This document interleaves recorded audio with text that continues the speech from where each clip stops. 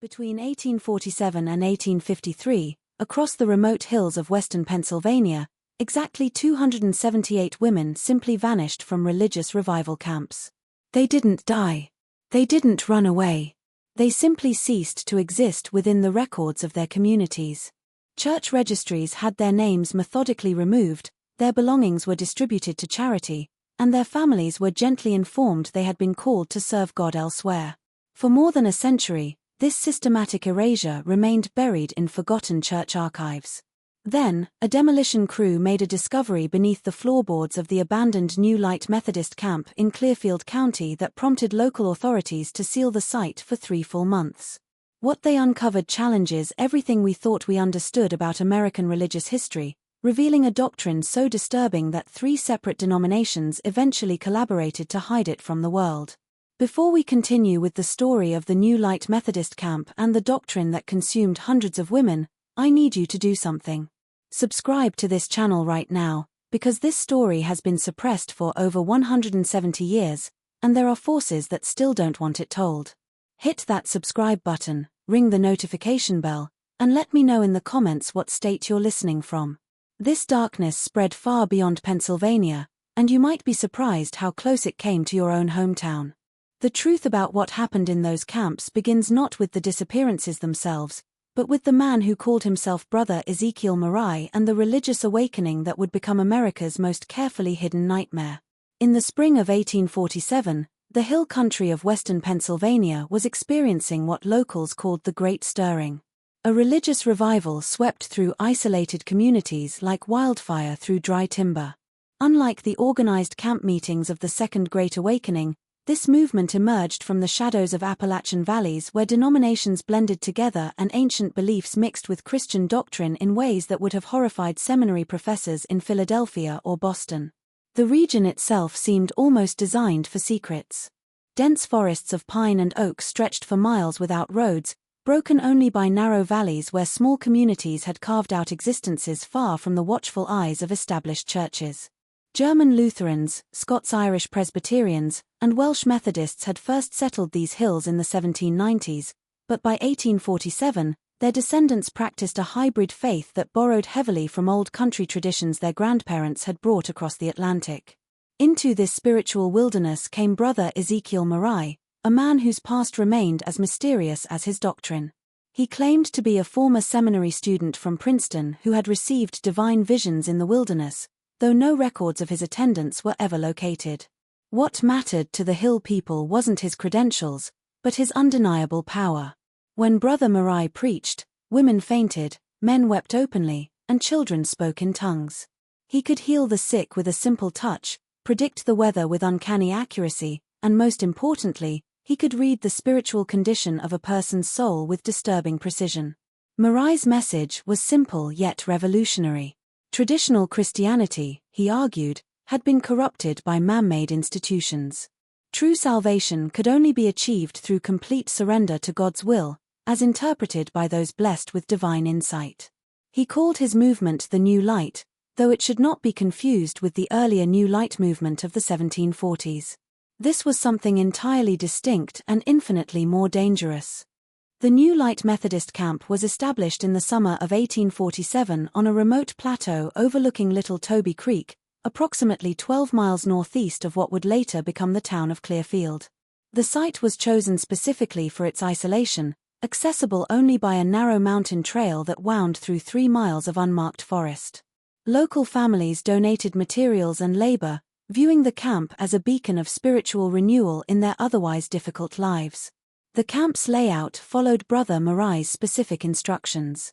A central meeting hall built of rough-hewn logs dominated the compound, its interior deliberately kept dim to focus the soul inward.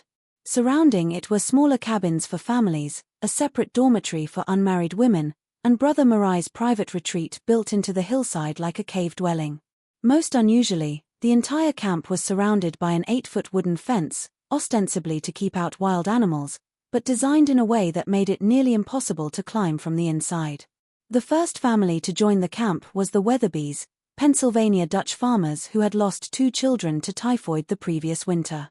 Sarah Weatherby, a 34-year-old mother of 6, would become the first woman to disappear under what Brother Marai called divine translation.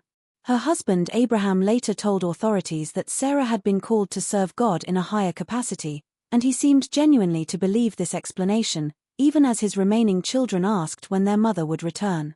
The camp's rules were strict but not unusual for religious communities of that era. Men and women were separated except during worship services. Personal possessions were shared among the community. Most importantly, absolute obedience to Brother Marai's spiritual guidance was required, as he alone possessed the divine insight necessary to interpret God's will for each individual soul. What made the New Light camp different from other religious communities was Brother Marai's doctrine of spiritual elevation. According to his teachings, certain individuals, almost exclusively women between the ages of 16 and 40, were chosen by God for special service that required them to transcend their earthly attachments. The process of achieving this transcendence was kept secret from the general community, known only to Brother Marai and his inner circle of 3 male assistants he called vessels of light. By the winter of 1847, the camp housed 43 families, approximately 180 people total. The community was largely self-sufficient, growing their own food, making their own clothes, and maintaining only minimal contact with the outside world. Children were educated within the camp, learning reading and writing from the Bible and from Brother Marai's own spiritual writings, which he claimed were divinely inspired. The isolation that made the camp spiritually pure also made it legally invisible.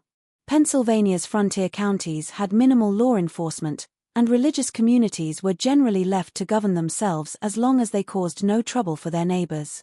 The New Light camp paid its taxes, traded fairly with local merchants, and its members seemed happy and well cared for during their rare visits to nearby settlements. But beneath the surface of this spiritual paradise, something was already beginning to stir. Sarah Weatherby had been gone for 3 months when her sister Mary arrived at the camp in December 1847, demanding to know what had happened to her sibling. Brother Marai met with Mary privately, and after their conversation, she emerged pale and shaken, telling her husband they must leave immediately. They departed that same night, abandoning Mary's personal belongings and refusing to speak of what she had learned. The first systematic disappearance occurred on the night of January 15, 1848, during what Brother Marai called a night of revelation. The event had been building for weeks with increasingly intense prayer sessions and private consultations between Brother Marai and select women in the community. The atmosphere in the camp had grown electric with anticipation, though most residents didn't understand what they were anticipating. Rebecca Stoltzfuss, a 19-year-old newlywed from Lancaster County, had been marked for spiritual elevation 3 days earlier. Her husband Jacob, a skilled carpenter who had helped build many of the camp structures, was told that his wife had been chosen for a great honor, but that he must demonstrate his faith by accepting God's will without question. Rebecca herself seemed to glow with an inner light that week, spending hours in prayer and speaking often of visions she claimed to be receiving. The night of revelation began at sunset with the entire community gathered in the central meeting hall. Brother Marai preached for nearly 3 hours about the necessity of complete surrender to divine will, using passages from the Old Testament about Abraham's willingness to sacrifice Isaac and the prophets who gave up everything to serve God. The congregation worked itself into a frenzy of religious ecstasy, with many speaking in tongues and others falling to the floor in apparent divine possession. At precisely 10 p.m., Brother Marai called Rebecca forward. She walked to the front of the hall as if in a trance, her face serene and her eyes fixed on something beyond the visible world. Brother Marai placed his hands on her shoulders and spoke words in what he claimed was the ancient Hebrew tongue, though several witnesses later noted that the sounds didn't resemble any known language. "Sister Rebecca has been chosen," Brother Marai announced, his voice carrying clearly through the silent hall. "She will ascend to serve God in a capacity that transcends earthly understanding. Let no one question this calling, for it comes from the Almighty Himself." Rebecca turned to face the congregation, her voice clear and steady. "I go willingly to serve the Lord in whatever capacity He requires. Do not mourn for me, for I am not dying, but being born into a higher existence. Trust in Brother Marai's wisdom, for he alone can guide you toward the light." The ceremony continued until nearly midnight with increasingly intense prayers and what Brother Marai called soul preparation rituals. Finally, Rebecca was led from the hall by Brother Marai and his 3 assistants. The congregation was instructed to remain in prayer until dawn, allowing their sister to complete her transition without earthly interference. When the sun rose on January 16, Rebecca Stoltzfus was gone. Her husband Jacob was told that she had been translated, taken up by God to serve in a higher realm, similar to how Enoch had been taken up in the Old Testament. Her personal belongings were distributed among the community, and her name was formally removed from the camp's records. Jacob was encouraged to see her departure as a blessing, proof that God considered his wife worthy of the highest service. But Jacob Stoltzfus was not as easily convinced as Abraham Weatherby had been. That night he attempted to search the camp for any sign of his wife, only to find his way blocked by Brother Marai's assistants. They explained gently but firmly that his lack of faith was hindering his spiritual development, and that continued questioning would only bring darkness to the community. The next morning, Jacob discovered that his tools had been moved from his workshop to the camp's common storage area. When he asked about this, he was told that since he was no longer married, he needed to demonstrate his commitment to community life by sharing all his possessions. More disturbing, he found that his sleeping quarters had been reassigned to the unmarried men's dormitory, and his previous cabin was being prepared for a new family.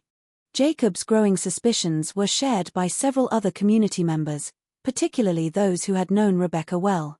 Martha Brennan, a 45-year-old widow who had become something of a mother figure to the younger women, began asking uncomfortable questions about the translation process. She pointed out that while the Bible mentioned Enoch being taken up by God, it also made clear that such events were extraordinarily rare and accompanied by unmistakable divine signs. Brother Marai's response to these questions was swift and decisive. During the next Sunday service, he delivered a sermon about the dangers of doubt and the way Satan used seemingly reasonable questions to undermine faith. He spoke specifically about how those who questioned God's chosen servants were really questioning God himself, and how such doubt could spread like a disease through a community. The sermon had its intended effect. Martha Brennan found herself increasingly isolated, with other community members avoiding her for fear of being associated with doubt. Jacob Stoltzfus was assigned to increasingly menial tasks and excluded from the camp's decision-making councils. The message was clear: question the translations and you question God himself.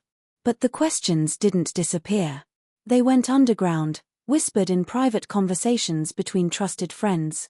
Several women began paying closer attention to who was being prepared for spiritual elevation and noticed disturbing patterns. The chosen women were always young, always attractive, and always seemed to enter a trance-like state in the days before their translation. More troubling, they often spoke of visions that seemed to focus on themes of surrender and submission rather than the typical religious imagery of heaven and salvation. The camp's isolation, which had once seemed like a blessing, now felt ominous. The 8-foot fence that kept wild animals out also kept secrets in. The narrow mountain trail that protected them from worldly corruption also made it nearly impossible for anyone to leave quickly or call for outside help. And Brother Marai's complete control over information meant that the outside world knew nothing of what was happening in those remote Pennsylvania hills. As winter deepened, the disappearances began to accelerate. In February 1848, 2 more women were translated, Sisters Anna and Elizabeth Kaufman, ages 22 and 24. In March, it was Mary O'Sullivan, a 30-year-old Irish immigrant who had joined the camp with her elderly parents.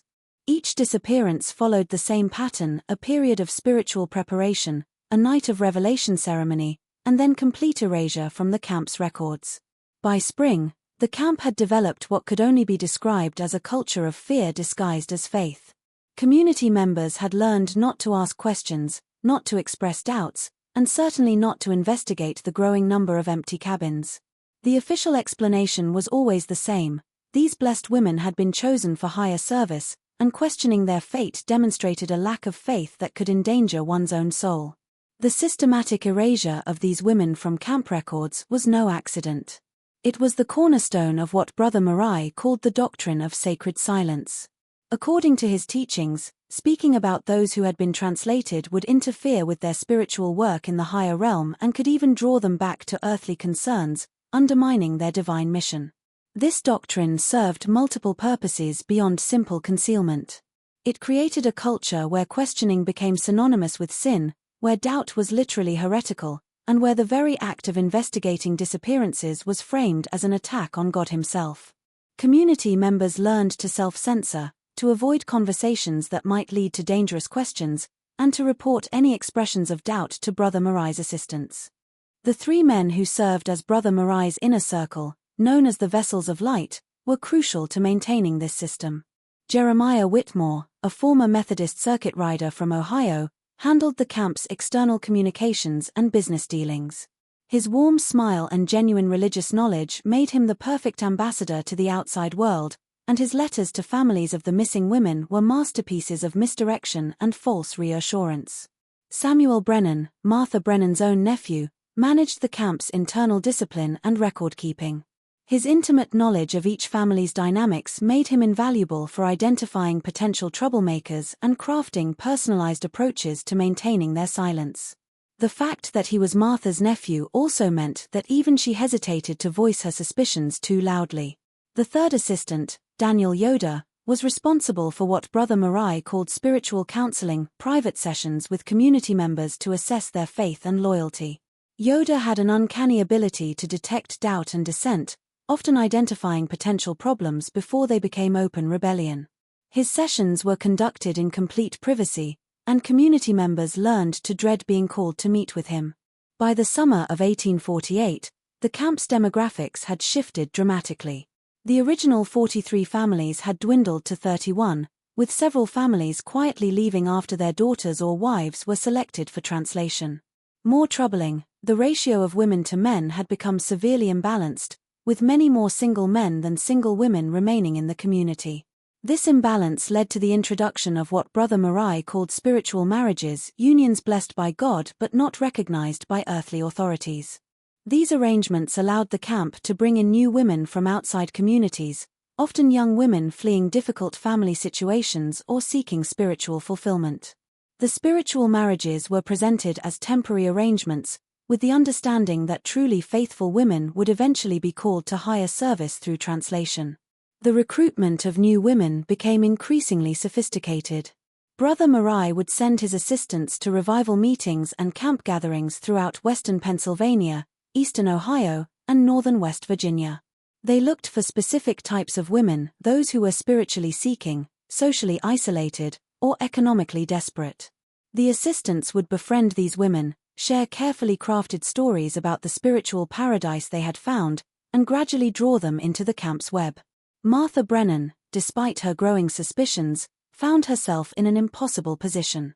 Her nephew Samuel was one of Brother Marai's trusted assistants, and leaving the camp would mean abandoning him to whatever darkness she feared was growing there. More importantly, she had nowhere else to go. Her husband had died of tuberculosis 2 years earlier. Her children lived hundreds of miles away, and her life savings had been contributed to the camp's common fund when she joined. The spring of 1849 brought a new development that would prove crucial to understanding the camp's true nature. A young woman named Catherine Mueller arrived at the camp, claiming to be fleeing an abusive husband in Pittsburgh. Catherine was different from the previous recruits. She was educated, literate, and had connections to the outside world that made her potentially dangerous. Brother Marai seemed immediately fascinated by Catherine, spending hours in private consultation with her and rapidly advancing her status within the camp's hierarchy. Within weeks, she was being prepared for spiritual elevation. But something went wrong with the usual process. Catherine began experiencing what she called dark visions, prophetic dreams that seemed to contradict Brother Marai's teachings and suggested that the translated women were not serving God in any higher realm. The night before Catherine's scheduled translation ceremony, she approached Martha Brennan with a request that would change everything. She asked Martha to help her search Brother Marai's private quarters for evidence of what had really happened to the other women. Catherine claimed her visions had shown her specific locations where proof could be found, and she was convinced that one night of investigation could expose the truth. Martha initially refused, terrified of the consequences if they were caught. But Catherine's desperation, combined with the accumulation of her own doubts, finally overcame her fear. The two women agreed to meet at midnight when the camp would be asleep and Brother Marai would be conducting his private communion with the divine, a nightly ritual that kept him occupied for hours. What they discovered in Brother Marai's quarters would haunt Martha Brennan for the rest of her life and provide the first concrete evidence of what had really happened to the 278 women who vanished from religious camps across Pennsylvania between 1847 and 1853. But their investigation would also set in motion a chain of events that would lead to the most carefully orchestrated cover-up in American religious history, involving not just Brother Marai's New Light movement, but established churches, local authorities, and powerful interests that reached all the way to the Pennsylvania state capitol. The search of Brother Marai's quarters began at 12:30 a.m. on June 3, 1849, when Martha Brennan and Catherine Mueller crept through the camp's sleeping darkness toward the hillside retreat. The building was unlike any other structure in the camp, built partially underground with thick stone walls and only one entrance. What struck both women immediately was the absolute silence that surrounded the building, as if even the night sounds of the forest avoided the place. Catherine had insisted on bringing a small lantern, despite the risk of detection, claiming her visions had shown her that they would need to examine written documents. Martha carried a set of master keys she had stolen from her nephew Samuel's quarters, keys that supposedly opened every lock in the camp for emergency purposes. The first room they entered appeared to be a normal study, shelves lined with religious texts, a simple wooden desk, and a narrow bed. But Catherine led Martha directly to a section of the wall that looked identical to the rest, running her hands along the stones until she found a concealed latch. When the hidden door swung open, both women were hit by a smell that made them gag, a mixture of damp earth, decay, and something else they couldn't identify. The hidden chamber was larger than the main room, carved directly into the hillside. The walls were covered with detailed drawings and writings that seemed to chronicle the fate of every woman who had been translated. But these weren't religious texts or spiritual testimonies.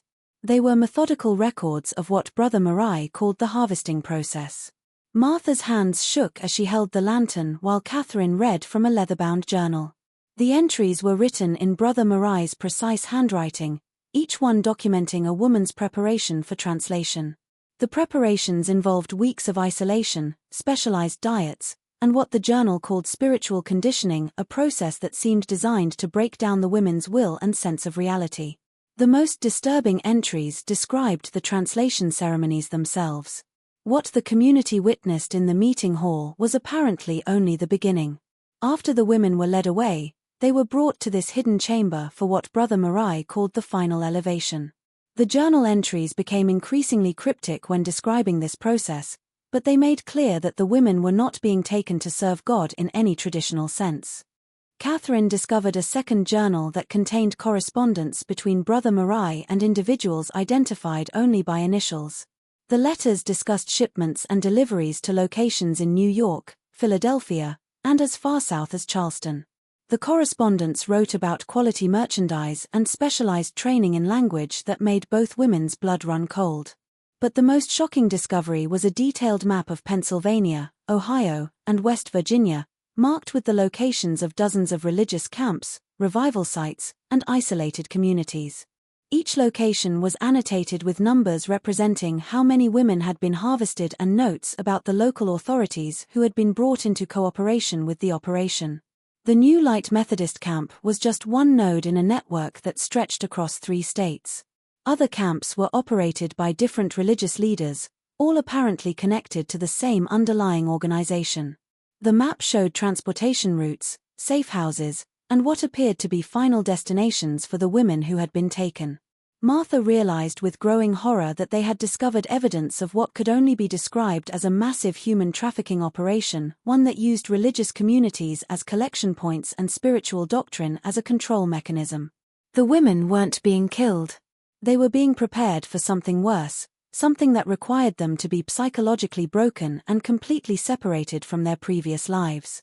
As they continued to search the chamber, Catherine found a collection of personal items that had belonged to the translated women, jewelry, locks of hair, and small mementos that had been carefully preserved. Brother Marai had apparently kept trophies from each woman, arranged in a shrine-like display that suggested an obsession far beyond simple criminal enterprise. The final discovery was a schedule indicating that the next major harvesting was planned for the summer of 1849, with 12 women already selected for translation. Catherine's own name was at the top of the list, followed by Martha's. The realization that they had both been marked for removal sent them into a panic that nearly led to their detection. As they prepared to leave the chamber, Catherine insisted on taking several key documents as evidence. Martha begged her to leave everything undisturbed, fearing that Brother Marai would realize they had been discovered. Their argument was interrupted by the sound of footsteps approaching the building. Brother Marai's nightly communion was ending earlier than usual. The two women barely managed to escape through a window, leaving behind the lantern and several documents Catherine had scattered in her haste. They spent the rest of the night in Catherine's cabin, planning their escape from the camp and debating whether to contact authorities or simply flee to safety. Their decision was made for them the next morning when Brother Marai announced during the breakfast gathering that Sister Catherine had received a powerful vision during the night, one that required immediate translation. The ceremony would be held that very evening, with no time for the usual preparation period. Martha realized that their nocturnal investigation had been discovered and that Catherine's accelerated translation was actually her execution. But when she tried to warn Catherine, she discovered that the younger woman had vanished from her cabin sometime before dawn. A search revealed that all of Catherine's personal belongings had been removed, and other community members were already being told that she had been called away on urgent spiritual business. The speed with which Catherine had been disappeared demonstrated the efficiency of the operation Martha had uncovered. Brother Marai's network could identify threats, neutralize them, and cover up the evidence within hours. The realization that she might be next sent Martha into a desperate search for allies within the camp, only to discover that most of the remaining families were too frightened or too indoctrinated to help. Her nephew Samuel's reaction to her carefully worded questions convinced Martha that he was fully aware of the camp's true nature. His gentle suggestion that she might need spiritual counseling to address her recent troubles made it clear that she had been marked for special attention from Daniel Yoder, the assistant who specialized in identifying and dealing with potential problems. Martha's situation was now desperate. Catherine was gone, possibly dead, and the evidence of the trafficking operation was still hidden in Brother Marai's chamber. She had no allies in the camp, no way to contact outside authorities, and no means of escape that wouldn't immediately alert the camp's leadership to her intentions. But Catherine's disappearance had one unintended consequence. It confirmed Martha's suspicions and gave her the motivation she needed to risk everything in an attempt to expose the truth. If the women who had been translated were really being sold into slavery or worse, then someone had to speak for them, even if it meant sacrificing her own life. The question was how to get evidence to the outside world when she was trapped in an isolated camp surrounded by people who would report any suspicious activity to Brother Marai's assistants. The answer would come from an unexpected source, a secret that Catherine had shared with her during their brief partnership, one that would ultimately bring down the entire network. Martha's chance for escape came 3 days later when Brother Marai announced that the entire camp would participate in a special cleansing fast to prepare for what he called the final harvest. All community members were required to remain in their quarters for meditation and prayer, with meals suspended for 3 days. The assistants would patrol the camp to ensure spiritual discipline was maintained, but their routes were predictable, and Martha had been observing them carefully. More importantly, the fast provided cover for unusual behavior. If she was seen moving around the camp at odd hours, she could claim to be seeking solitude for deeper prayer. If she appeared weak or disoriented, it would be attributed to the spiritual effects of fasting. The fast also meant that Brother Marai and his assistants would be focused on maintaining control over the entire community, giving her the opportunity she needed to return to the hidden chamber. On the night of June 7th, Martha made her way back to Brother Marai's quarters. The building was dark, and she could hear the low murmur of his voice from the main room, suggesting he was conducting one of his private rituals. Using Catherine's technique, she found the hidden door and slipped into the chamber, this time prepared with a small candle and several cloth bags to carry documents. What she found in the chamber had changed since her first visit. The shrine of personal items had been expanded to include Catherine's jewelry, confirming Martha's worst fears about the young woman's fate.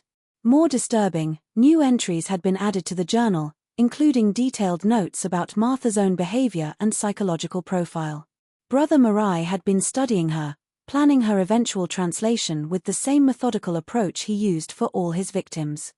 But Martha also found something Catherine had missed in their hurried first search: a loose floorboard that concealed a cache of correspondence with what appeared to be the operation's leadership. The letters were signed with the initials JR and postmarked from Philadelphia. They discussed the camp's productivity and provided instructions for expanding the network into new territories. The most revealing letter was dated just 2 weeks earlier and contained specific instructions for dealing with the Brennan problem. The writer demonstrated detailed knowledge of Martha's suspicions and recommended that she be processed immediately to prevent any risk of exposure. The letter also mentioned that the Mueller asset had been compromised and would need to be retired before her scheduled delivery. Martha realized that Catherine's appearance at the camp had not been coincidental. She had been sent by someone connected to the operation, possibly as an infiltrator or test of the camp's security. Her dark visions and knowledge of the hidden chamber suggested she had been given inside information, but something had gone wrong with her mission, leading to her own capture and disappearance. The implications were staggering. If the operation was sophisticated enough to plant agents within its own network, it suggested a level of organization and resources that went far beyond what a single religious leader could command. The network was being managed by professionals who understood intelligence gathering, psychological manipulation, and law enforcement evasion. As Martha continued reading, she discovered that the operation's reach extended into established churches, local government, and even federal agencies.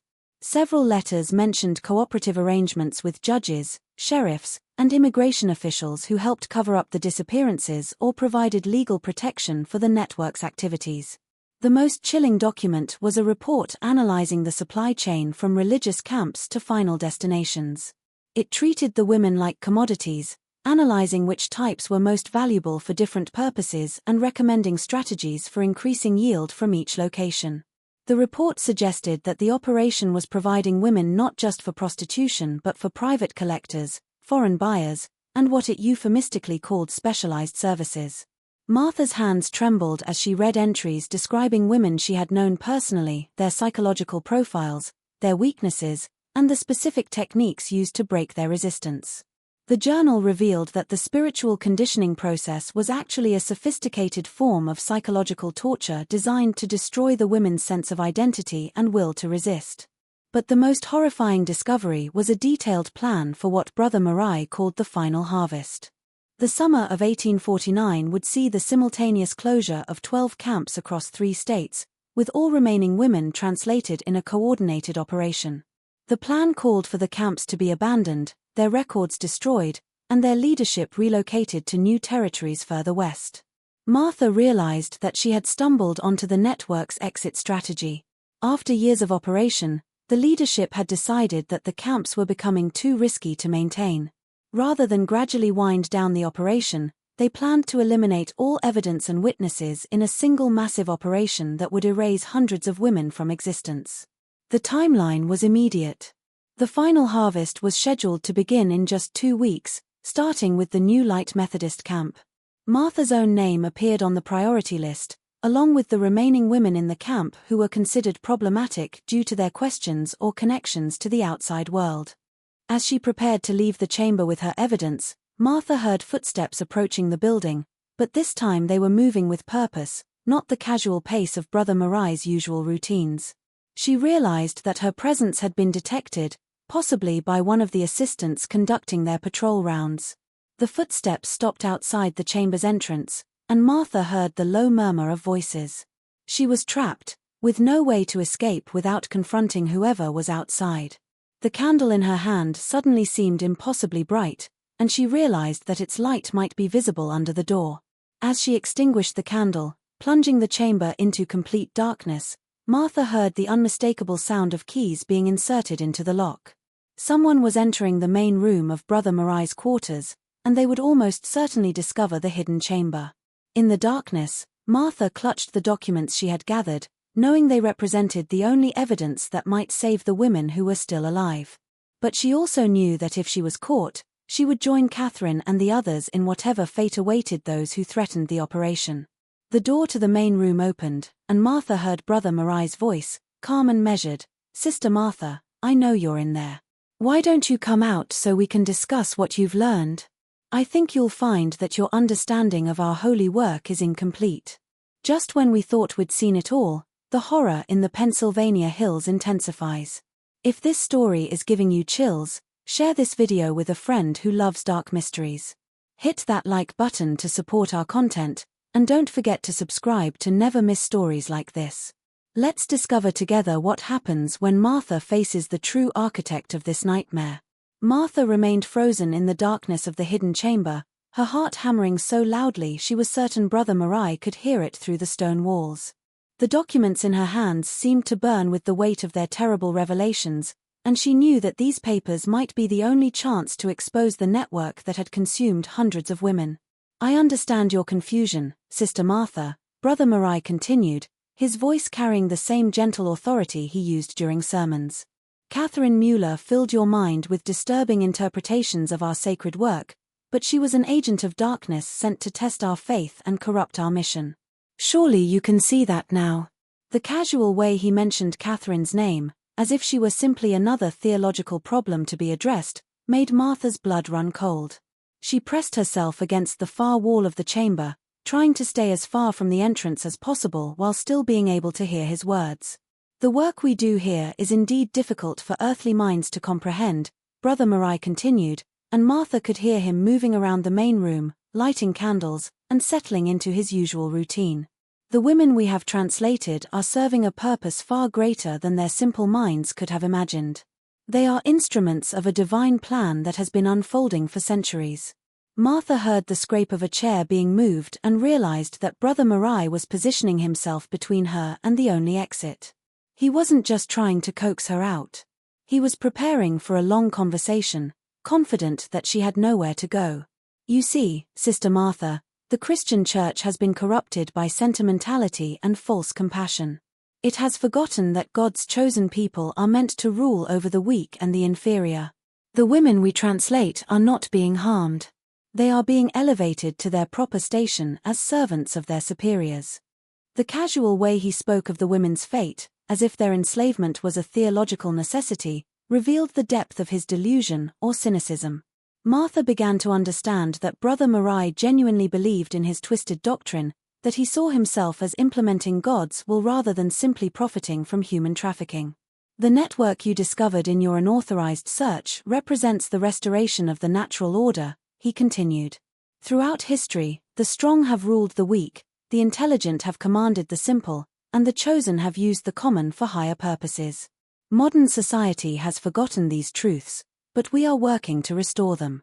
Martha heard papers rustling and realized that Brother Marai was reading from the same documents she had discovered. He was using her own investigation as a teaching tool, explaining the operation's philosophy as if she were a student in need of enlightenment. "The camps serve as collection points, but also as laboratories for perfecting the translation process. Each woman who passes through our care teaches us more about the most effective methods of spiritual conditioning. The techniques we have developed here are being shared with similar operations across the country and even internationally."